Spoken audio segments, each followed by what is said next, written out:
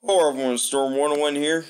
Today we'll be taking a look at for next week on a big time cold outbreak or can be a polar vortex in the United States for next week. So we're going to go ahead and get started with the GFS model. We're only going to be looking at temperatures. We'll probably look at snow from the Euro because there is a little bit of a system that will bring in some rain and snow to the Ohio Valley area. Maybe even a lot of snow around Wisconsin. Maybe from this low pressure system. It's not going to be that too big of a deal. But what's behind it will be a really big deal. So we're going to go ahead and get started from the GFS with temperatures. Now I can't show you the wind chills because I don't have the material to show you all that. But I can tell you those wind chills. Oh boy, it's not pretty, that's for sure. So we're going to get started with Sunday. We got really cold air already for parts of Minnesota, North Dakota. It's going to go down into Wisconsin. Then we get into the daytime. There goes that low pressure system. It's going to be going across the Great Lakes region. Wherever that passes, a lot of cold air rushes in behind it. And look at that cold air.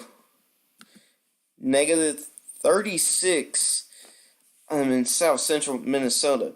Now, there is one model out there earlier that have shown negative 69 in wind chill. And that's south central Minnesota. That is very impressive.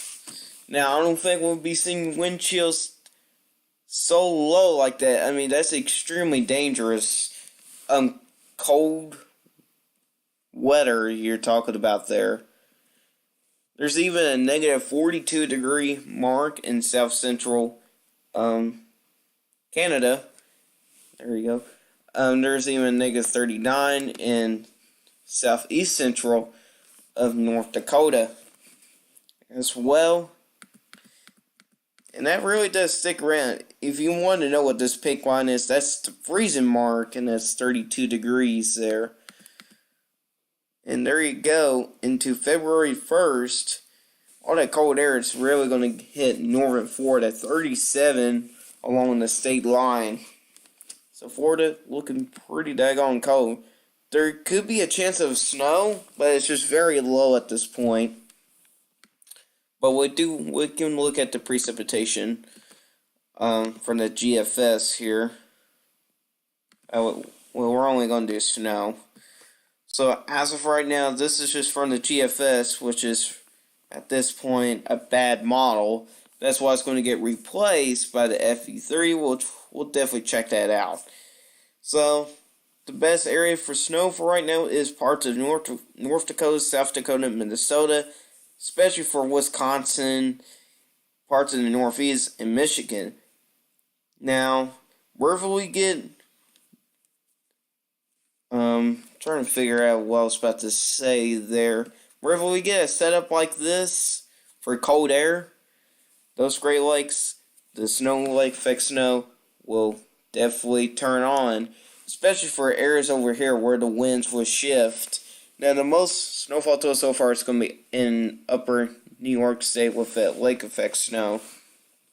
And right now, at this point, the GFS is updating. I'm warning if it's the free. Okay, we're not going to be able to look at that in this video. But what we can look at is the Euro. This is right now, as of 11 p.m. the time I'm making this video.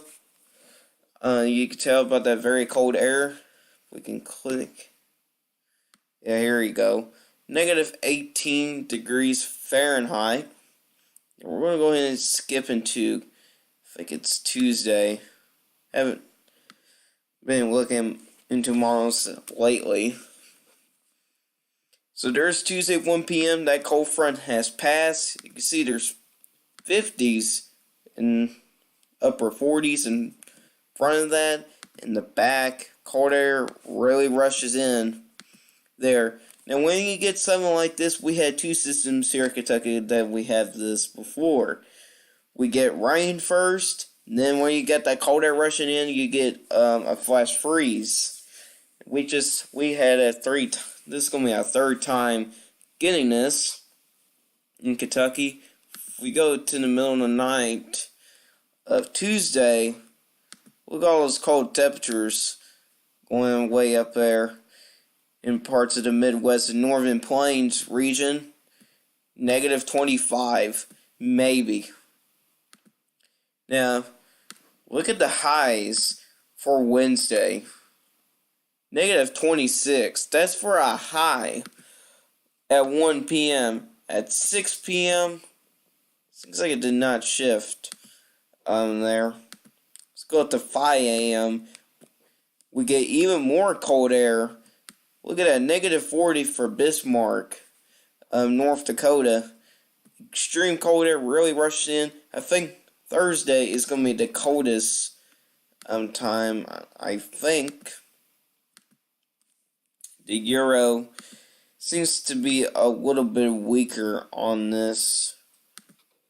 It's what it seems.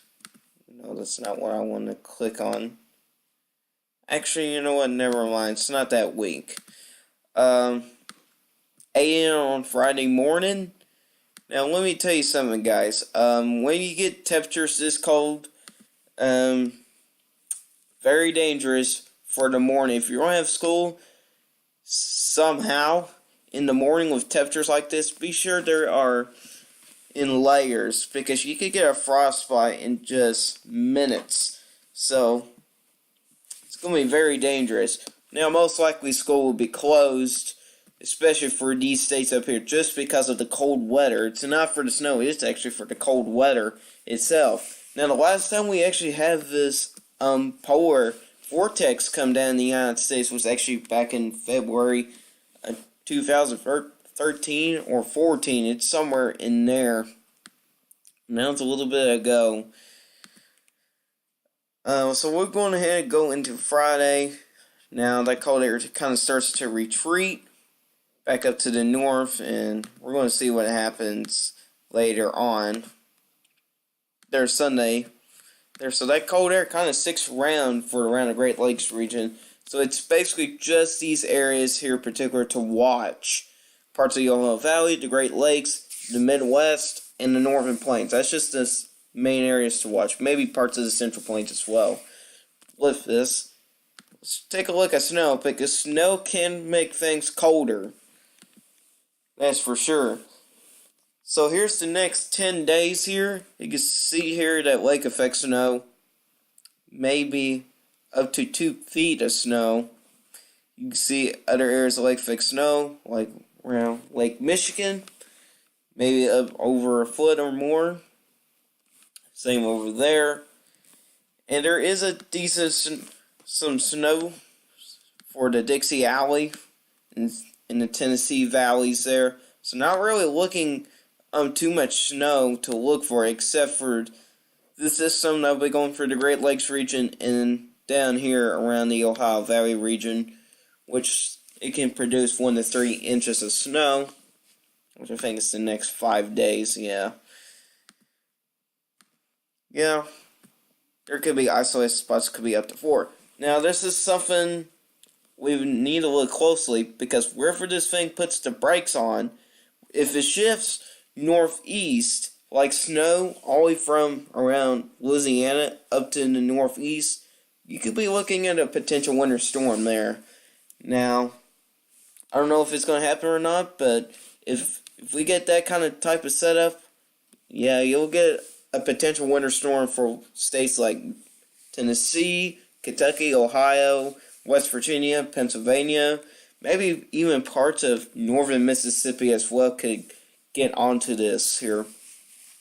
So it's these areas to watch in particular. And this system up here could be on a different video very soon, but I'm not going to be really focused on that one for sure. So this is all I got for y'all guys today. Hopefully you enjoyed this video. Be sure to hit the subscribe button, leave a like, and leave a comment what you think about this video. And I'll see y'all in the next one. Goodbye.